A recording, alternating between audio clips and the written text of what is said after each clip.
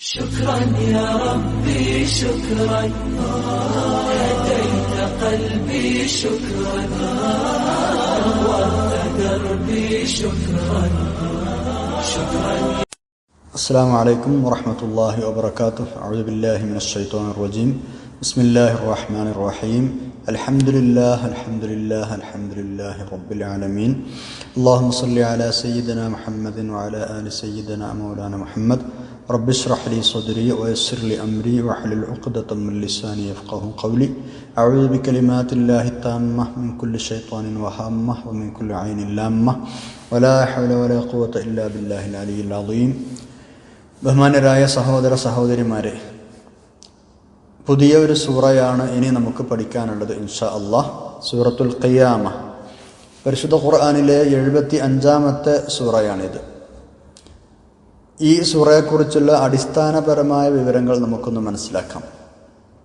അതിനുശേഷം അതിൻ്റെ ആശയം, അർത്ഥം തുടങ്ങിയ ഭാഗങ്ങളിലേക്ക് കടക്കാം ഇൻഷാ അല്ലാഹ്. അള്ളാഹു സഹായിക്കട്ടെ, ആമീൻ.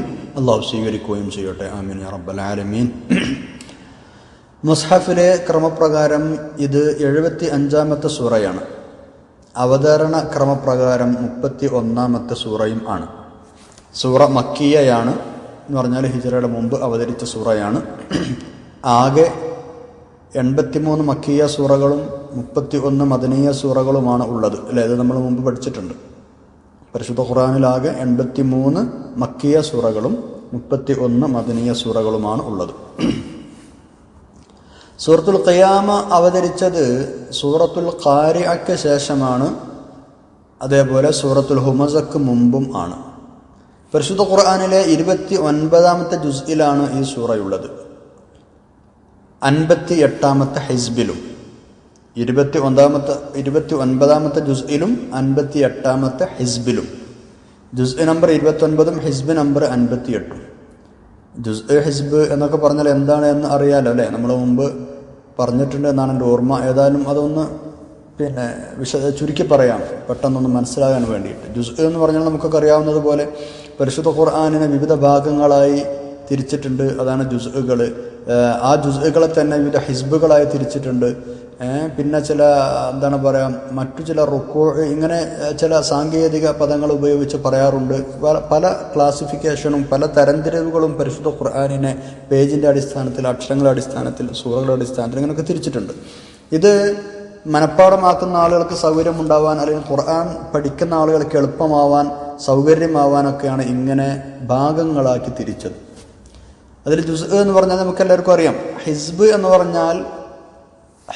പറഞ്ഞാൽ ഒരു വിഭാഗം എന്നാണ് അർത്ഥം. കുല്ലു ഹിസ്ബിൻ ബിമാ ലദൈഹിം ഫരിഹൂൻ എന്ന് അല്ലാഹു തആല പരിശുദ്ധ ഖുർആനിൽ ഒരു സ്ഥലത്ത് പറയുന്നുണ്ട്. കുല്ലു ഹിസ്ബിൻ, ഓരോ വിഭാഗവും, ഓരോ കൂട്ടം ആളുകളും, ബിമാ ലദൈഹിം, അവരുടെ അടുക്കലുള്ളത് കൊണ്ട്, ഫരിഹൂൻ, സന്തോഷിക്കുന്നവരാണ്. അപ്പോൾ ഹിസ്ബ് എന്ന് പറഞ്ഞാൽ വിഭാഗം, കൂട്ടം എന്നൊക്കെ അർത്ഥം. ഹസബ എന്നതാണ് അതിൻ്റെ ധാതു. ഹസബ, അതിൻ്റെ ശരിക്കും ക്രിയ അങ്ങനെയാണ്, ഹസബ. അവിടെ നിന്ന് പോകുന്നതാണ് അത്, വിഭാഗമാക്കി തിരിച്ചു എന്നൊക്കെയാണ് അതിൻ്റെ അർത്ഥം.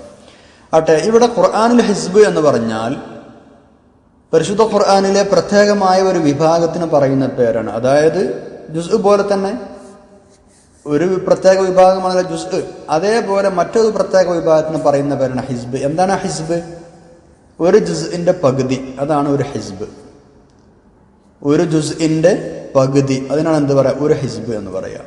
അപ്പോൾ പരിശുദ്ധ ഖുർആനിൽ 30 ജുസ്ഉകൾ ഉണ്ടെങ്കിൽ എത്ര ഹിസ്ബ് ഉണ്ടാവും? 60 ഹിസ്ബ് ഉണ്ടാവും, അല്ലേ? ഒരു ജുസ്ഉ 2 ഹിസ്ബാണെങ്കിൽ 30 ജുസ്ഉ 60 ഹിസ്ബ് ഉണ്ടാവും എന്നർത്ഥം. അപ്പോൾ അതാണ് ഹിസ്ബ് എന്ന് പറഞ്ഞത്. അപ്പോൾ നമ്മുടെ ഈ സൂറ 29-ാമത്തെ ജുസ്ഇലാണ്, 58-ാമത്തെ ഹിസ്ബിലാണ്. മുഫസ്സൽ സൂറകളിൽപ്പെട്ടതാണ് ഇത്. മുഫസ്സൽ, പരിശുദ്ധ ഖുർആനിലെ സൂറത്തുകളെ വിവിധ വിഭാഗങ്ങളാക്കി തിരിച്ചിട്ടുണ്ട്, അല്ലേ? ഖുർആനിലെ സൂറകളെല്ലാം ഒന്നുകിൽ തിവാൽ എന്ന വിഭാഗത്തിൽപ്പെട്ടതാണ്, അല്ലെങ്കിൽ മിഈൻ എന്ന വിഭാഗത്തിൽപ്പെട്ടതാണ്, അല്ലെങ്കിൽ മസാനി എന്ന വിഭാഗത്തിൽപ്പെട്ടതാണ്, അല്ലെങ്കിൽ മുഫസ്സൽ എന്ന വിഭാഗങ്ങളിൽപ്പെട്ടതാണ്. അപ്പോൾ പരിശുദ്ധ ഖുർആനിലെ സൂറകളെ 4 വിഭാഗങ്ങളായിട്ടാണ് വിഭജിച്ചിട്ടുള്ളത്: തിവാൽ, മിഈൻ, മസാനി, മുഫസ്സൽ. ഈ വിഭാഗത്തിൽ നമ്മുടെ ഈ സൂറ മുഫസ്സൽ എന്ന വിഭാഗത്തിൽ, അവസാനം പറഞ്ഞ 4-ാമത്തെ വിഭാഗത്തിൽ പെട്ടതാണ്. ഇത് എന്താണ് എന്ന് ഒന്ന് പറയുന്നത് നന്നായിരിക്കും അല്ലേ? ഇൻഷാ അല്ലാഹ് ഒന്ന് വളരെ പെട്ടെന്ന് ഞാൻ പറഞ്ഞു പോകാം, മനസ്സിലാക്കുക. ത്വിവാൽ എന്ന് പറഞ്ഞാൽ നമുക്കൊക്കെ അറിയാം, നീളമുള്ളത് എന്നാണ് അതിൻ്റെ ഭാഷാർത്ഥം, നീളമുള്ളത്. അപ്പോൾ സൂറകളിലെ ത്വിവാൽ എന്ന വകുപ്പ് സ്വാഭാവികം ഏതായിരിക്കും? പരിശുദ്ധ ഖുർആനിലെ നല്ല നീളമുള്ള ആദ്യത്തെ വലിയ സൂറകളായിരിക്കും. അപ്പോൾ 7 സൂറത്തുകളാണ് ത്വിവാലിൽ പെടുന്നത് എന്ന് പണ്ഡിതന്മാർ എണ്ണിയിട്ടുണ്ട്. 7ാമത്തതിൽ ചില അഭിപ്രായ വ്യത്യാസങ്ങളൊക്കെ ഉണ്ട്. ഏതായാലും സൂറത്തുൽ ബഖറ, സൂറത്തു ആല ഇമ്രാൻ, സൂറത്തുൽ നിസാ, സൂറത്തുൽ മാഇദ, സൂറത്തുൽ അൻആം, സൂറത്തുൽ അറാഫ്, ഇങ്ങനെ 6 സൂറയും 7ാമത്തെ സൂറത്തിൽ അഭിപ്രായ വ്യത്യാസമുണ്ട്. അത് അംഫാലും ബറാഅത്തും ഒന്നിച്ചു ചേർന്നതാണ്. അങ്ങനെ 7 സൂറത്തുകളാണ്. കാരണം അംഫാൽ, ബറാഅത്ത് സൂറത്ത് അംഫാലിൻ്റെ ബാക്കിയാണ്, രണ്ടും വേറെ വേറെ സൂറത്തല്ല എന്ന് അഭിപ്രായപ്പെടുന്ന ആളുകളുമുണ്ട്. അപ്പോൾ ആ നിലക്ക് പിന്നെ അംഫാലും ബറാഅത്തും കൂടിയ ഒന്ന്, അത് 7ാമത്തേത്. അങ്ങനെ ആയിട്ട് അതല്ല, 7ാമത്തേത് സൂറത്ത് യൂനുസ് ആണ് എന്ന അഭിപ്രായമുണ്ട്. ഏതായാലും ഈ പറയപ്പെട്ട 7 സൂറത്തുകൾ അടങ്ങിയതാണ് ത്വിവാൽ എന്ന പേരിൽ അറിയപ്പെടുന്നത്. ആദ്യത്തെ 7 സൂറകൾ എന്ന് പറയാം. അത് 7ാമത്തതിൽ അഭിപ്രായ വ്യത്യാസമുണ്ട്. സൂറത്ത് യൂനുസ് ആണെന്ന അഭിപ്രായമുണ്ട്, നമ്മൾ പറഞ്ഞല്ലോ. ഇനി 2ാമത്തെ വിഭാഗമാണ് മിഊൻ എന്ന് പറഞ്ഞ വിഭാഗം. മിഊൻ അല്ലേ? നമ്മൾ നേരത്തെ മിഈൻ എന്നാണ് പറഞ്ഞത്. അത് രണ്ടും ഒന്ന് തന്നെയാണ്. പിന്നെ ഗ്രാമർ പറയുമ്പോൾ ചിലപ്പോൾ മിഈൻ എന്ന് പറയേണ്ടി വരും, ചിലപ്പോൾ മിഊൻ എന്ന് പറയേണ്ടി വരും. ഏതായാലും മിഊൻ എന്ന് പറഞ്ഞ സൂറത്തുകൾ നമുക്കറിയാം. മിഅത്തുൻ എന്ന് പറഞ്ഞാൽ 100 എന്നാണ് അർത്ഥം, 100. അപ്പോൾ പരിശുദ്ധ ഖുർആനിലെ 100 ആയത്തുകളോ അല്ലെങ്കിൽ അതിലധികമോ ഉള്ള 100 ആയത്തുകളേക്കാൾ അധികമുള്ള സൂറകൾക്കാണ് മിഊൻ എന്ന് പറയുക. നമുക്കതിനെ പൊതുവെ അങ്ങനെ ഒരു ഡെഫിനിഷൻ കൊടുക്കാം. ഈ ആദ്യത്തെ 7 സൂറകൾക്ക് ശേഷം വരുന്ന, ത്വിവാലിൽപ്പെട്ട 7 സൂറകൾക്ക് ശേഷം വരുന്ന 100 ആയത്തിനേക്കാൾ അധികമുള്ള അല്ലെങ്കിൽ അതിനോട് ഏകദേശം അടുത്ത സൂറകൾക്കാണ് എന്താണ് പറയുക? മിഊൻ എന്ന് പറയുക. 100ൽ കൂടുതൽ ആയത്തുകളുള്ളവർ അല്ലെങ്കിൽ അതിനോട് തുല്യമായവ, അതൊക്കെ മിഊൻ വിഭാഗത്തിൽ പെടുന്നതാണ്. അതിന് തൊട്ടു താഴെ നിൽക്കുന്നവയാണ് മസാനി. മസാനി എന്ന പേരാണ് മിഊൻ എന്നതിൻ്റെ താഴെയുള്ള വിഭാഗം. എന്ന് പറഞ്ഞാൽ ഈ പിന്നെ മിഊൻ സൂറത്തിന് താഴെയുള്ള, അതിന് ശേഷം വരുന്ന സൂറകൾ. പിന്നെ വരുന്നതാണ് മുഫസ്സൽ, അതായത് അവസാന ഭാഗത്ത് വരുന്ന സൂറകൾ.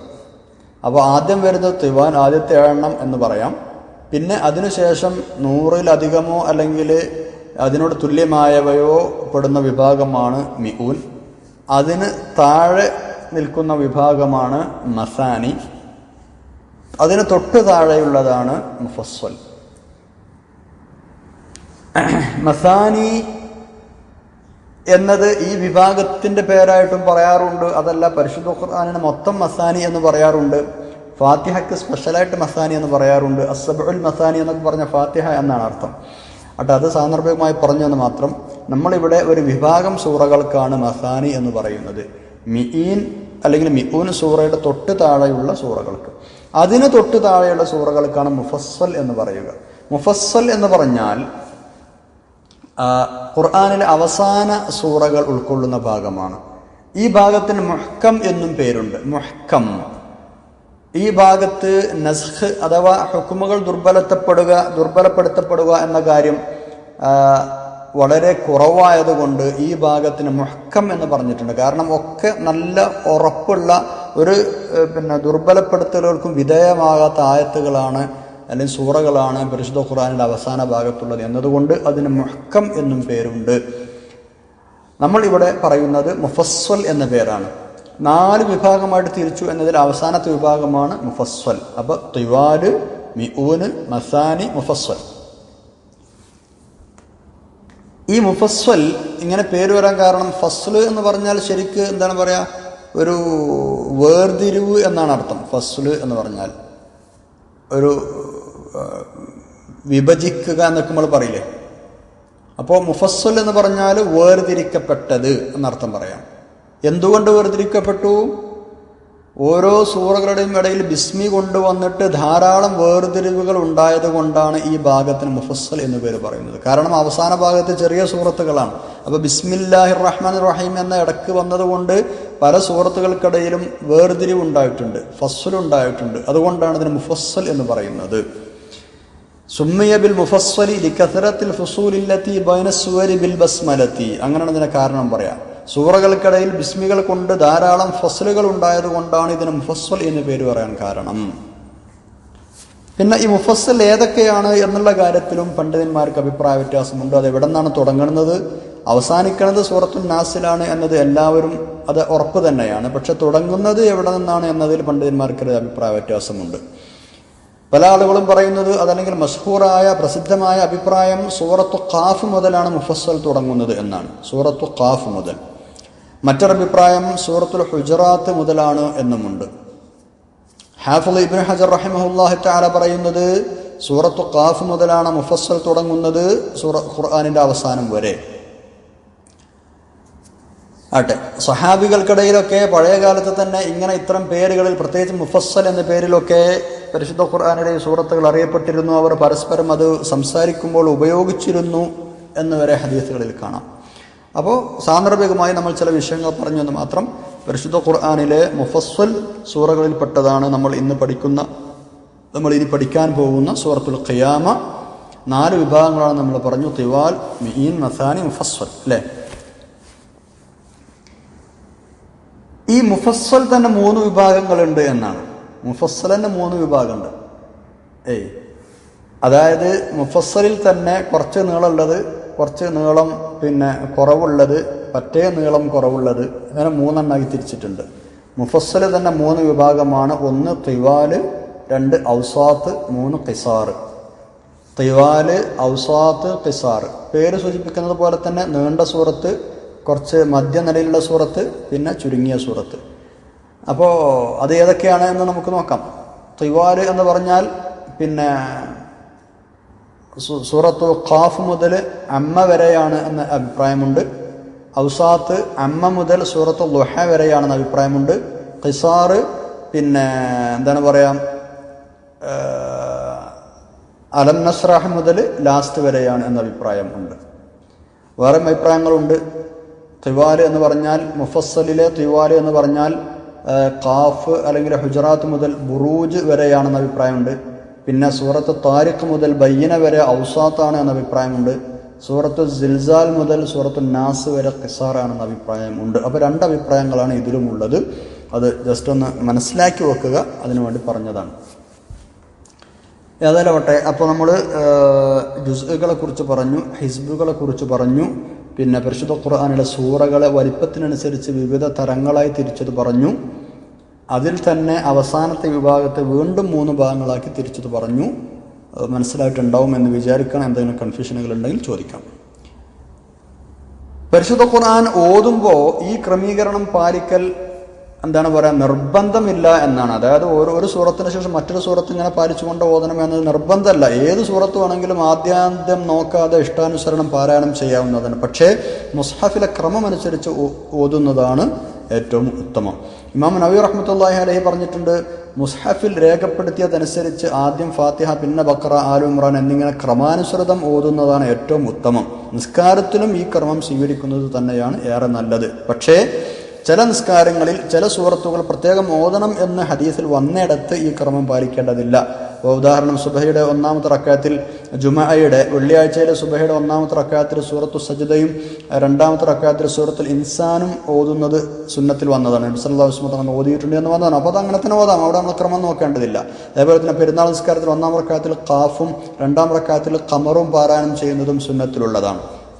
അതുപോലെ സുബഹയുടെ സുന്നത്ത് നിസ്കാരത്തിൽ കാഫിറൂനയും സൂറത്തുൽ ഇഖ്ലാസും, അതുപോലെ തന്നെ വിത്ർ നിസ്കാരത്തിൽ 1-ാം റക്അത്തിൽ സൂറത്തുൽ ആലയും 2-ാം റക്അത്തിൽ കാഫിറൂനയും 3-ൽ ഇഖ്ലാസും മുഅവ്വിദത്തൈനിയും ഓതണമെന്നും ഹദീസുകളിൽ പ്രത്യേകം കൽപ്പന വന്നിട്ടുണ്ട്. അപ്പോൾ ഇത്തരം നിർദ്ദേശങ്ങൾ വന്ന, വാരിദായി വന്ന പ്രത്യേകം സൂറത്തുകളുണ്ടെങ്കിൽ അത് അങ്ങനെ തന്നെ ഓതുക, അവിടെ നമ്മൾ ക്രമം പാലിക്കേണ്ട.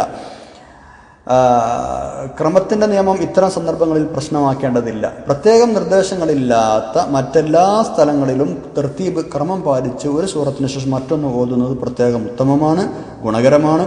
ഒരാൾ ഖുർആൻ ഇങ്ങനെ ക്രമമില്ലാതെ ഓതുന്നത് കണ്ടപ്പോൾ അവൻ്റെ ഹൃദയത്തിന് ക്രമരാഹിത്യം പറ്റിപ്പോയി എന്നാണ് അബ്ദുല്ലാഹിബിൻ മസ്ഊദ് റളിയല്ലാഹു അൻഹു പറഞ്ഞത്. അപ്പോൾ ഖുർആൻ ഇങ്ങനെ അവിടെ നിന്ന് ഇങ്ങനെ ഓതുന്നത് പതിവാക്കിയ ഒരാൾ അല്ലെങ്കിൽ ക്രമമില്ലാതെ ഓതുന്നത് കണ്ടപ്പോൾ അയാളെക്കുറിച്ച് പറഞ്ഞാൽ അതാണ് അവൻ്റെ ഹൃദയത്തിന് ക്രമരാഹിത്യം പറ്റിപ്പോയി എന്ന്.